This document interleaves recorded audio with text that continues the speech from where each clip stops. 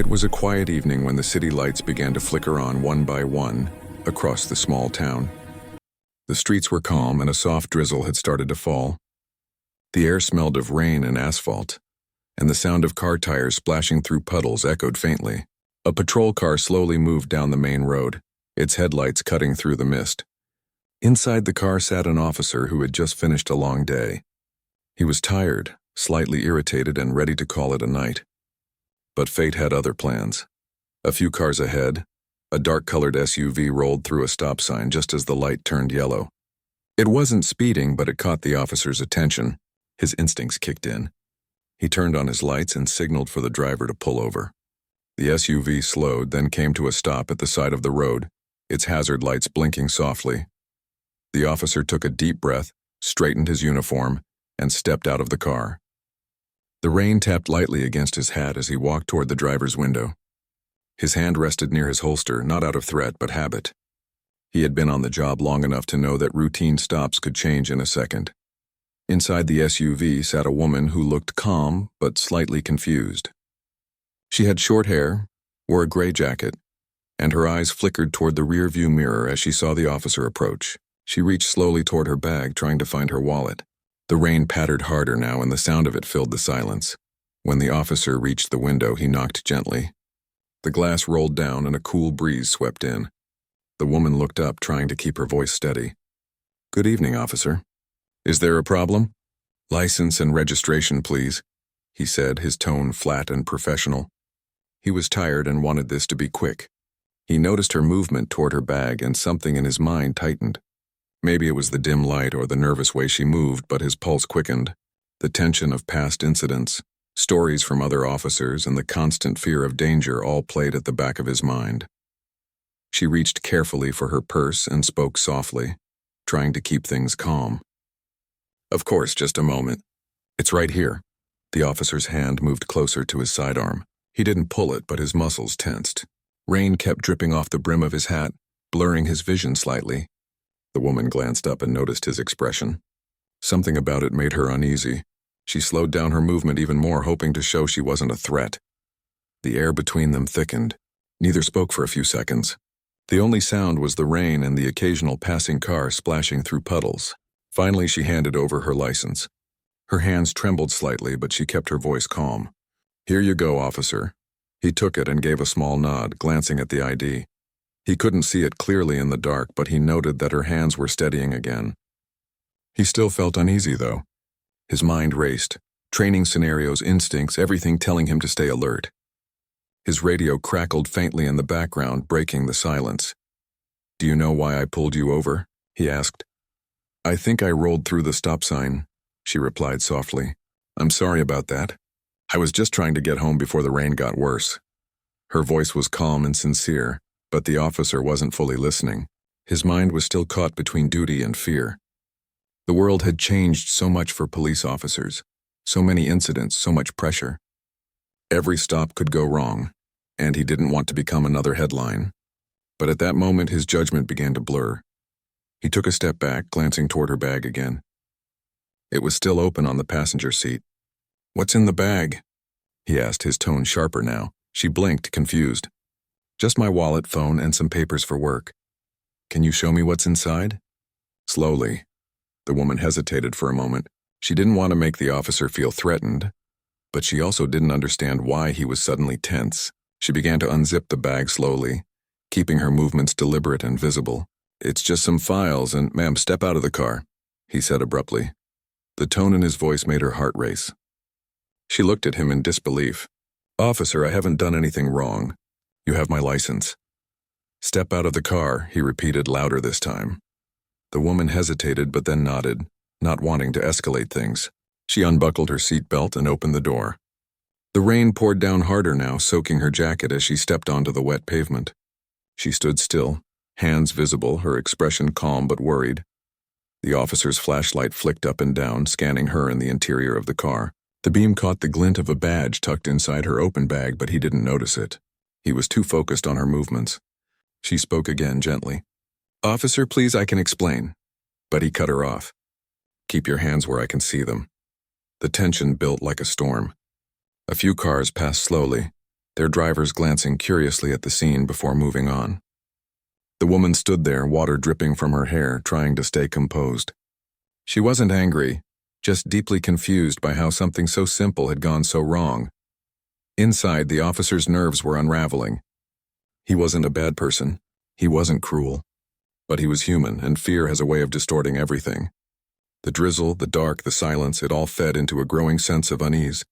Every instinct told him to stay in control. Every part of him screamed that something could go wrong. Then his radio crackled again, startling him. He looked away for a second, and when his eyes returned to the woman, she was reaching toward her pocket. She was only trying to pull out her phone, but his perception twisted that moment into danger. "Don't move!" he barked. She froze instantly, holding her hands up. "I was just reaching for my phone," she said softly. He hesitated. For a moment, their eyes met. The world around them felt like it had stopped. The rain fell harder, bouncing off the wet road, and the flashing red and blue lights reflected off the puddles like ripples of tension. He lowered his voice slightly. "Why are you reaching for your phone right now?" "I just wanted to call my husband," she said, her tone almost pleading. "He's waiting for me." "That's all." The officer exhaled, realizing how tense he had become. He took a small step back and tried to calm himself. "All right. Just keep your hands visible." The silence stretched again. The woman was still standing in the rain, shivering slightly. She didn't argue, didn't raise her voice. She simply stood there, hoping things would end peacefully. A car passed by and honked softly. It was a reminder of how public the moment had become. The officer suddenly felt the weight of his badge pressing heavy on his chest. This wasn't how it was supposed to go. A simple traffic stop had turned into something uncomfortable for both of them. He took her license and walked back to his car. Inside, he typed the information into his system. No record, clean background. He stared at the screen for a long moment, feeling a twinge of guilt. She hadn't done anything wrong beyond a minor traffic mistake. Maybe he had overreacted. Outside, she stood by her car, wet from the rain, waiting quietly. She didn't complain, didn't shout. Just waited. When he returned, he spoke more gently this time. "Ma'am, I'll let you off with a warning. Please be careful next time." She nodded slowly, relieved but still shaken.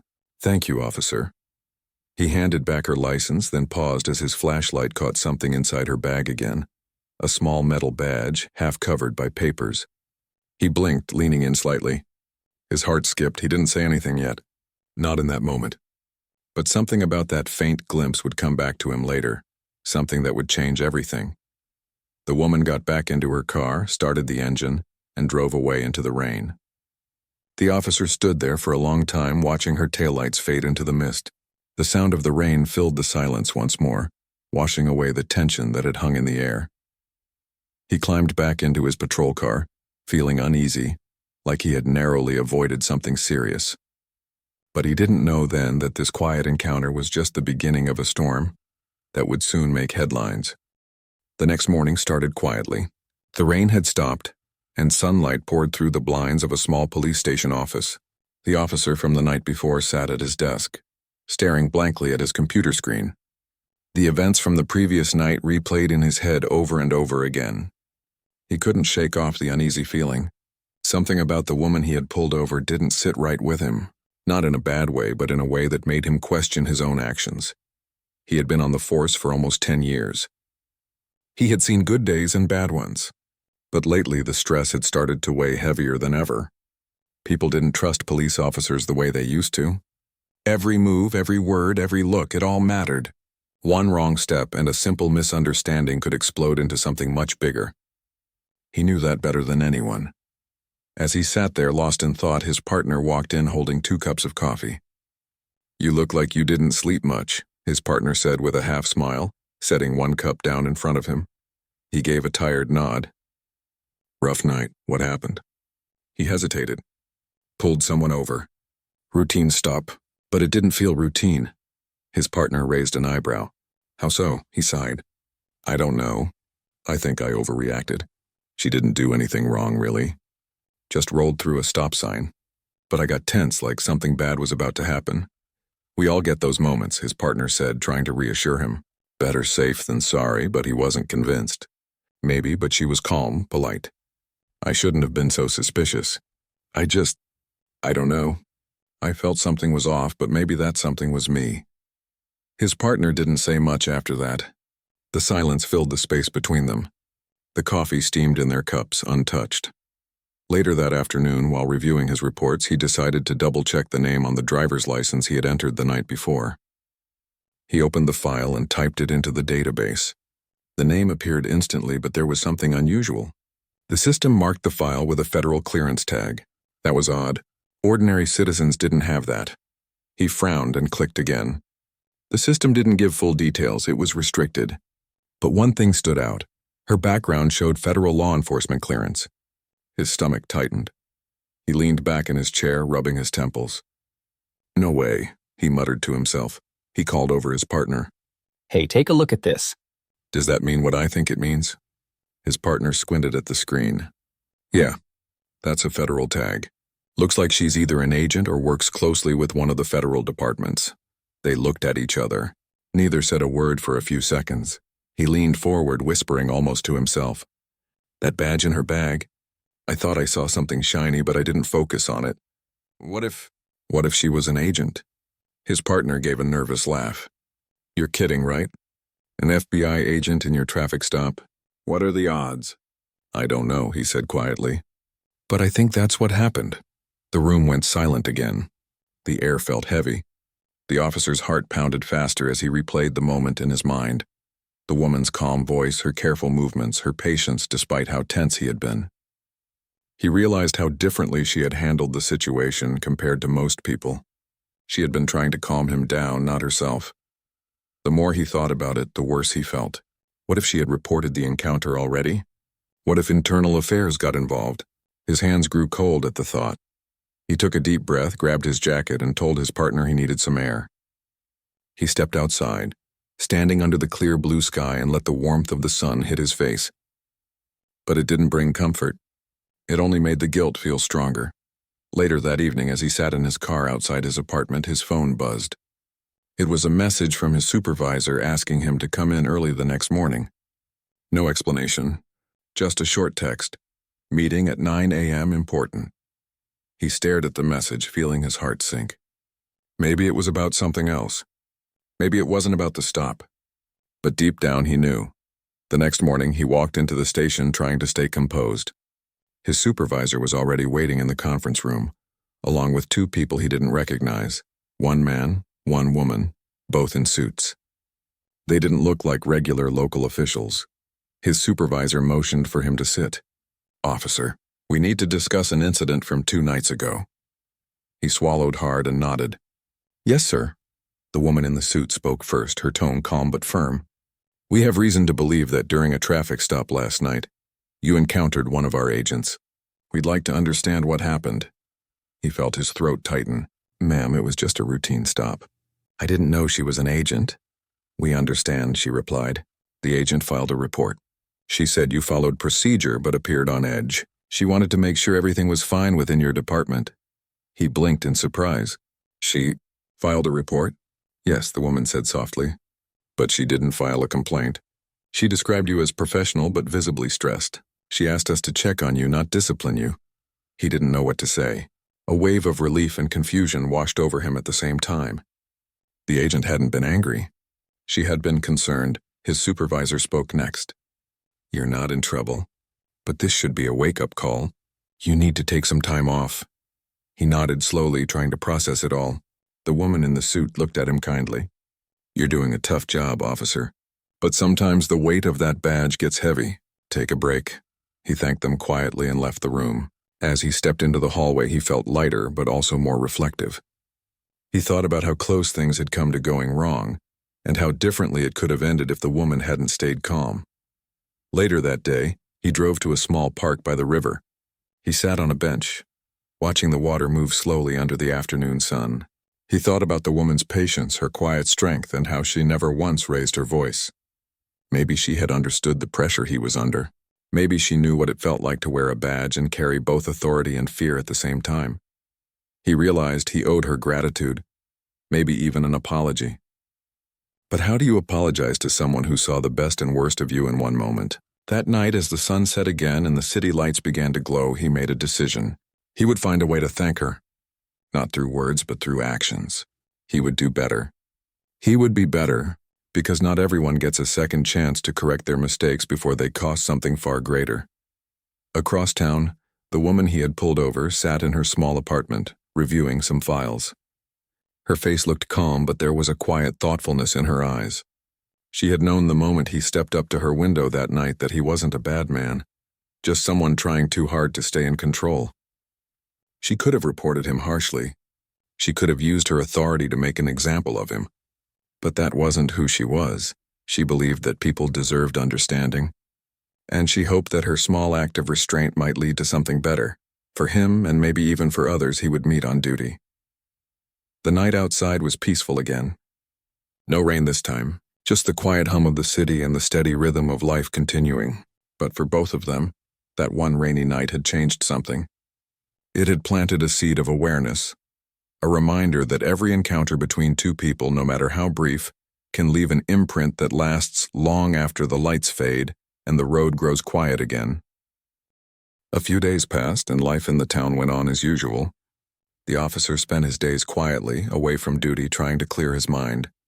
The department had insisted he take a short break just to breathe, but the truth was he didn't know how to relax anymore. Every time he closed his eyes, he saw that rainy night. He remembered the woman's calm eyes, the sound of the rain, and his own heartbeat pounding too fast for no reason. He sat in his kitchen with a cup of coffee, staring out the window. The street was quiet. Kids rode bicycles, an old couple walked their dog, and neighbors waved good morning to each other. It was peaceful, the kind of peace he had always wanted to protect when he first put on the uniform. But now peace felt far away. It wasn't outside, it was something missing inside him. He opened his phone and scrolled through the local news. Nothing major. A few reports about community events and a fundraiser for the local school. But then one headline caught his eye. Federal officer speaks on respect and trust between law enforcement and citizens. The small photo beside it showed a woman standing at a podium. Even in the low-quality picture, he recognized her. It was the same woman from that night. He froze. His heart skipped. He read the short article carefully. She was part of a federal training initiative, visiting departments around the region to discuss accountability and communication between officers and the public. There was a quote under her picture. She had said, "Respect isn't about power. It's about patience and understanding, especially in moments of fear." He sat back in his chair and stared at that line. It was simple, but it hit deep. Maybe she wasn't just speaking to the crowd that day. Maybe she was speaking to people like him. He wanted to meet her again, not to defend himself, but to say thank you. But he didn't know how to reach her. Part of him thought maybe it was better to just let it go. Still, something inside pushed him to try. The next week, he returned to work. The station felt different. Some of his colleagues greeted him warmly. Others gave him curious looks. Word had spread about the meeting with the federal agents. No one knew the full story, but rumors traveled fast. He ignored them and focused on his work. He didn't need to explain himself. He just needed to do better. His supervisor called him in later that day. "You doing all right?" The supervisor asked kindly. He nodded. "Yeah, just trying to get back into rhythm." "Good," the supervisor said. "There's a federal outreach seminar this Friday at the Civic Center. They're asking for a few local officers to attend. I'd like you to go. Might be a good opportunity to get a fresh perspective." He hesitated. "Who's leading it?" The supervisor looked at his notes. "An agent from the bureau. I believe her name is..." He stopped, glanced up, and gave a small smile.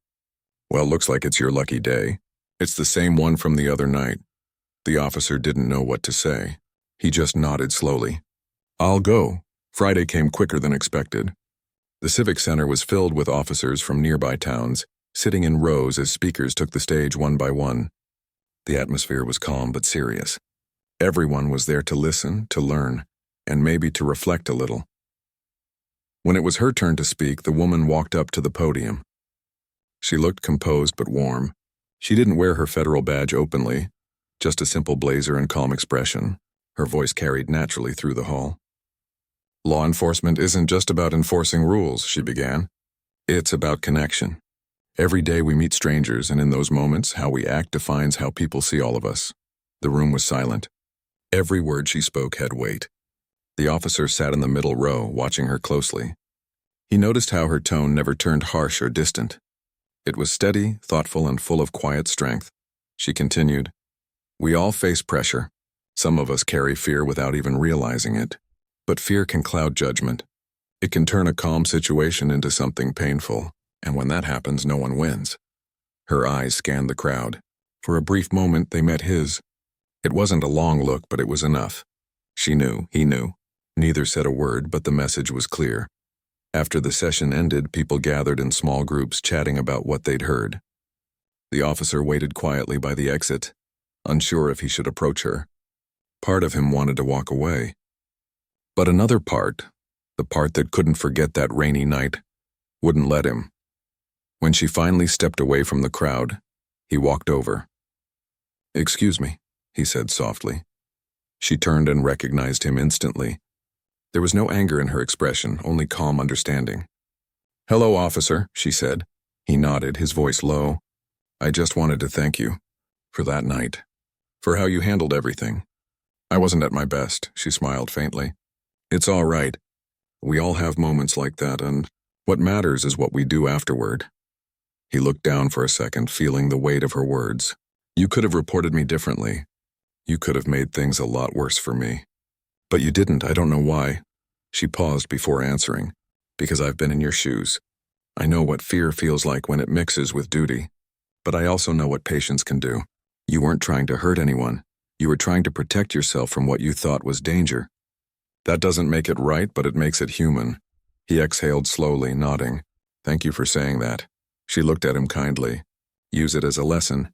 Not to be afraid, but to stay aware of what fear can turn into. Every person you stop, every voice you hear, it could be someone who just needs to be understood." Her words stayed with him. They weren't rehearsed or formal. They felt real. She wasn't talking to him as an agent, but as a person who understood the struggle of carrying responsibility. They shook hands before parting ways. There was no need for long explanations. In that brief exchange, both seemed to find something they had lost: mutual respect.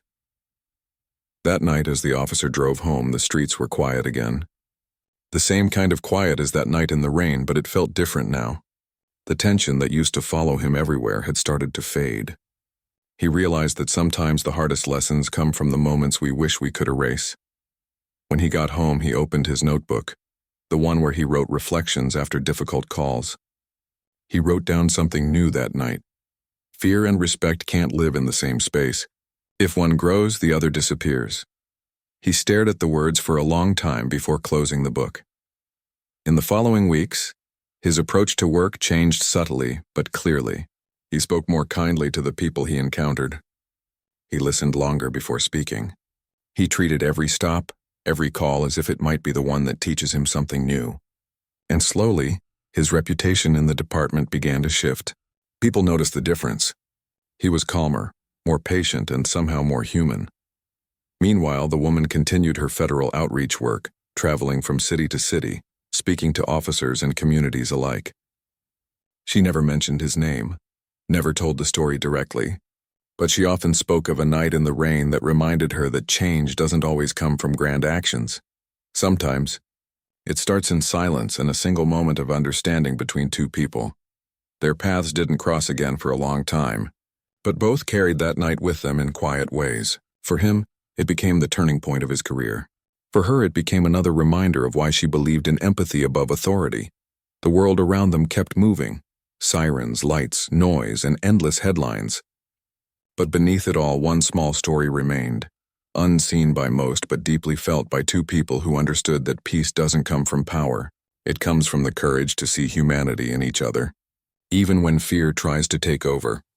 And though they went their separate ways, that one connection would stay alive in their memories, shaping every choice they made from that day forward. Several months had passed since the night of the traffic stop and the quiet meeting at the Civic Center. Life in the town had returned to its normal rhythm. The seasons had changed too. Trees that once stood green now carried shades of orange and gold, and the air had turned crisp. For the officer, those months had been filled with reflection and slow change. The lessons he learned that night, and the words of the woman who forgave him, had stayed with him like a quiet echo in the back of his mind. He no longer rushed through his patrols. He listened more, spoke less, and tried to understand before reacting. People around town had started to notice. Some citizens who once avoided eye contact with him now waved when they saw his patrol car. Small things, but they mattered. Trust was a fragile thing, he knew, and rebuilding it took time. But he was patient. One chilly morning, while he was filling up his patrol car at a gas station, his radio buzzed with a call from dispatch. There had been a minor traffic collision near the edge of town. No serious injuries reported, but one of the drivers was refusing to cooperate. He grabbed his coffee, put the lid back on, and drove toward the scene. When he arrived, 2 cars were stopped on the side of the road, one with a dented bumper and the other with a cracked headlight. A small crowd had already gathered. He parked nearby, stepped out, and walked calmly toward the people arguing. A man was waving his hands angrily, his voice rising. The other driver, a younger woman, stood silently beside her damaged car, clearly overwhelmed. "All right, let's slow down," the officer said gently, raising a hand. "Everyone okay?"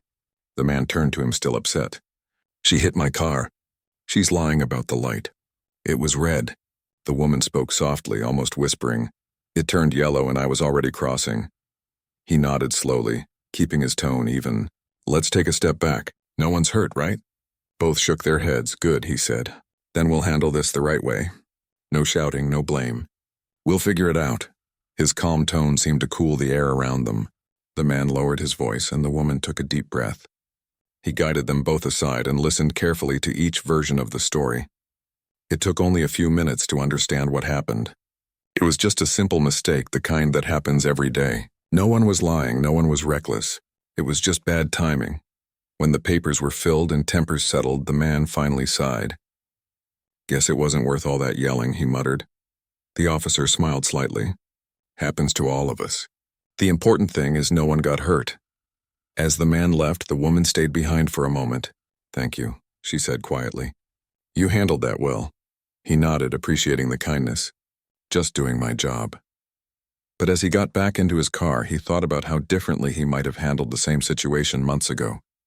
Maybe he would have raised his voice, tried to assert control instead of calm. Now he understood that sometimes strength meant patience. Later that week, something unexpected happened. A letter arrived at the station addressed to him.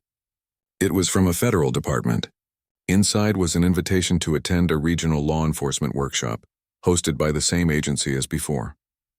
He didn't know why they invited him specifically, but curiosity and gratitude made him say yes. The event took place in the city, a few hours away. When he arrived, he was surprised to see how large it was. Officers, detectives, and agents from all over had come. The theme of the workshop was Building Bridges Through Understanding. He found a seat near the back, notebook in hand, ready to listen. To his surprise, one of the guest speakers was the same agent, the woman from that rainy night. She stepped up to the front, her calm expression the same as ever. The audience grew quiet as she began to speak. "I've met many officers in my work," she began. "Most of them care deeply about what they do. But somewhere along the way, the fear of being judged, recorded, or misunderstood can make good people lose sight of why they started this job. To protect and serve, not to control and punish."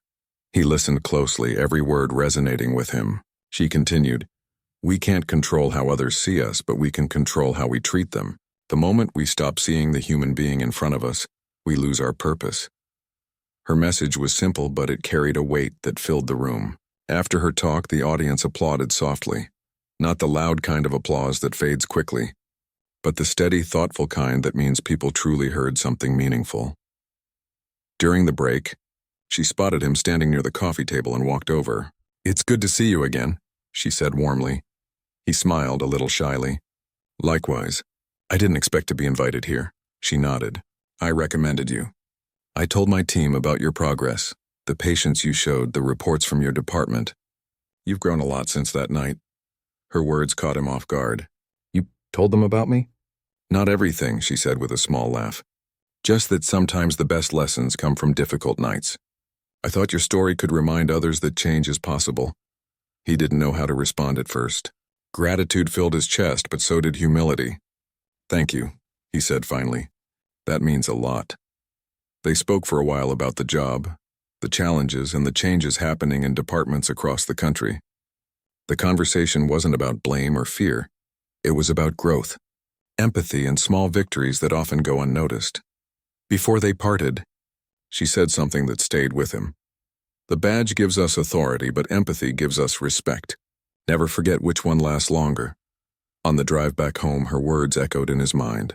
The road stretched long and quiet ahead of him, sunlight filtering through the trees.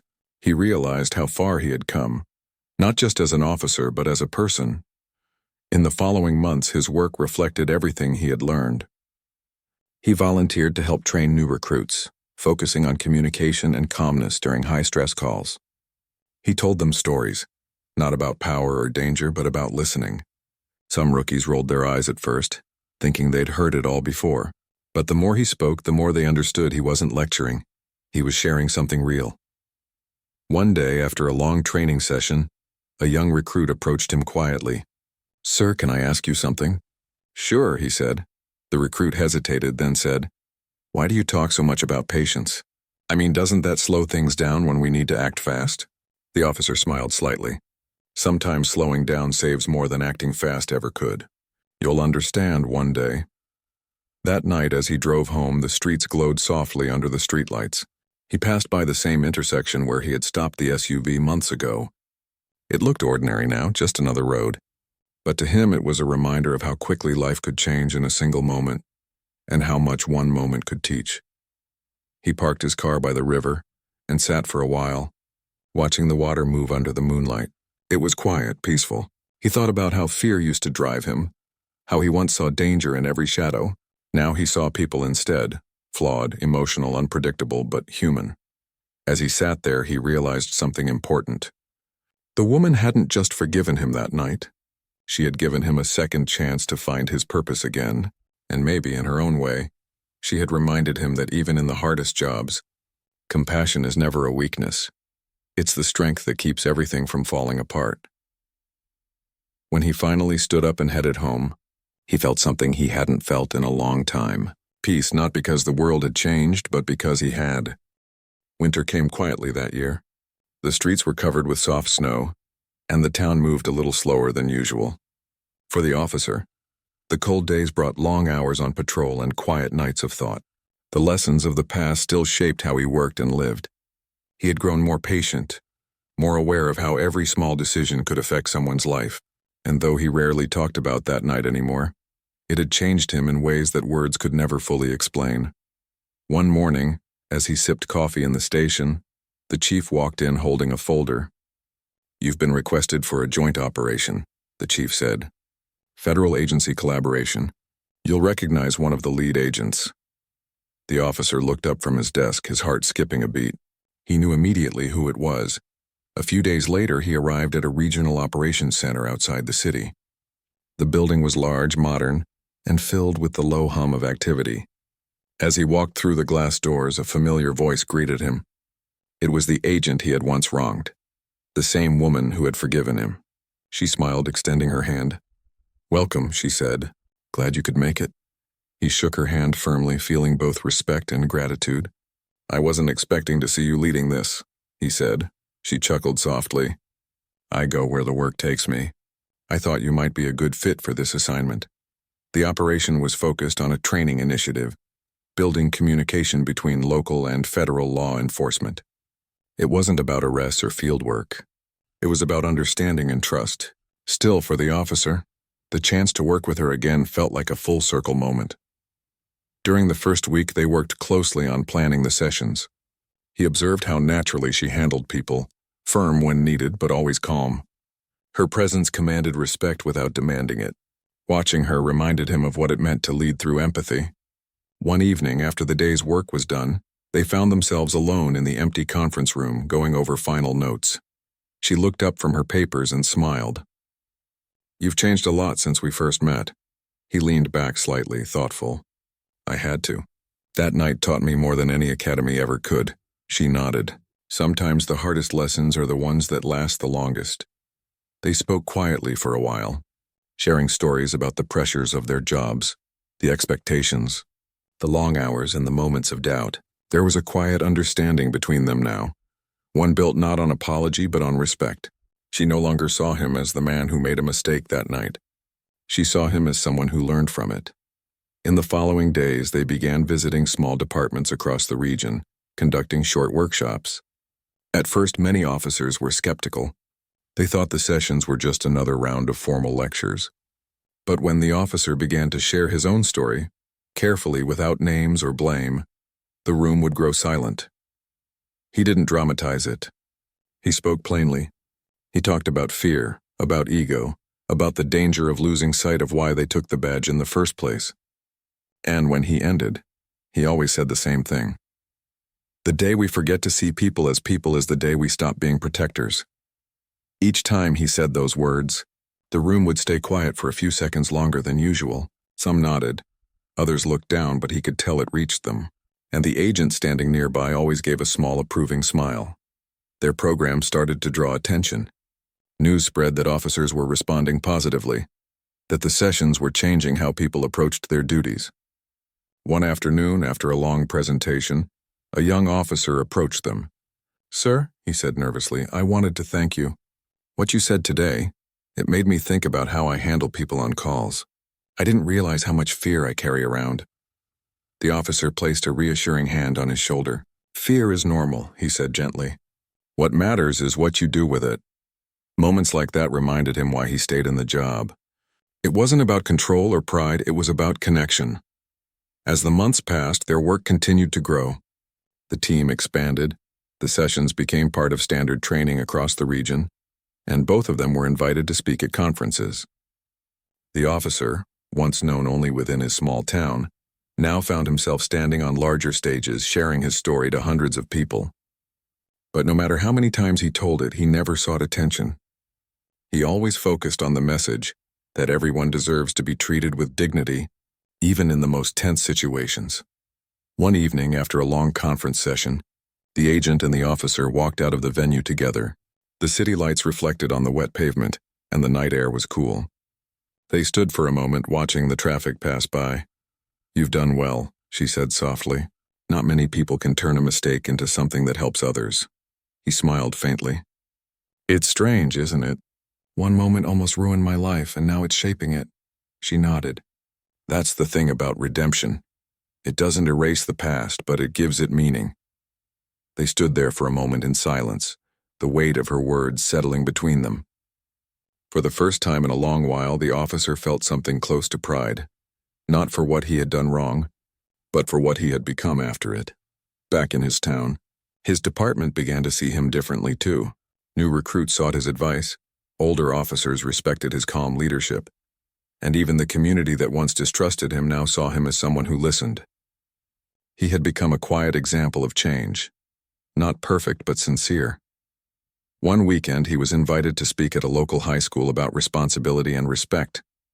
He wasn't sure at first if teenagers would even listen, but as he told his story, he noticed how they leaned forward, how their expressions changed when he spoke about accountability and forgiveness.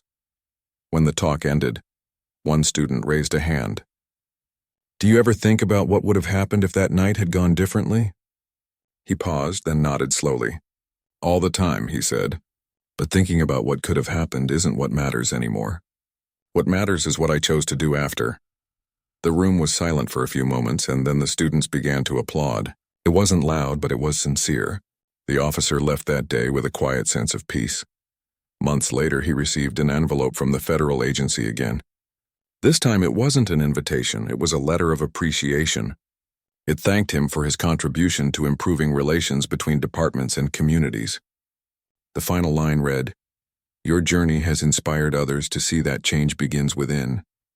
He sat with that letter for a long time, running his fingers over the printed words. For the first time in his career, he felt that he was exactly where he was meant to be. That evening, he drove back to the river, the same place he had gone many months ago when everything felt uncertain. The snow had melted and the water moved gently under the fading light. He parked, stepped out, and leaned against the railing. The air was cool and fresh. He thought about how strange life could be, how one night of fear and misunderstanding had led to so much growth. The woman who once stood across from him in anger and shock had become someone he deeply respected. Their paths had crossed by accident, but the lessons from that moment had changed both of their lives. As the sun sank below the horizon, the officer closed his eyes for a moment and took a deep breath. There was no bitterness left, no regret, just gratitude. He knew the journey wasn't over. There would always be challenges, moments of doubt, and difficult days. But now he carried something stronger than fear. He carried understanding, and with that he turned toward his car, ready for whatever came next.